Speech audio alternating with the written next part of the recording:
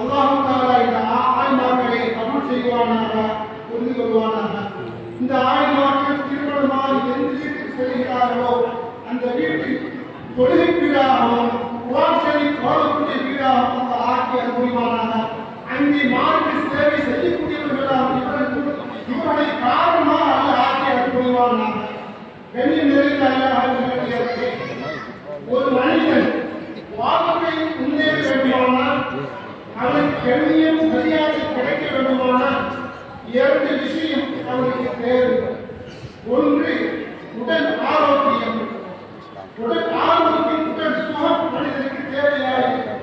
எனவேதான் நபிகள் ஸல்லல்லாஹு அலைஹி வஸல்லம் சொல்வார்கள், அல்லாஹும்ம இன்னி அஸ்அலுக்கல் அஃப்வ வல் ஆஃபியா. அல்லாஹ்விடத்தில் மன்னிப்பையும் ஆஃபியத்தையும் கேட்க என்று நமக்கு கற்றுத் தந்திருக்கிறார். இன்னொன்று அறிவு, கல்வி, பேச்சாற்றல், எழுத்தாற்றல், பேச்சு திறமையெல்லாம் இருக்க வேண்டும். அப்பொழுதுதான் அந்த கல்வியின் மரியாதை கிடைக்கும்.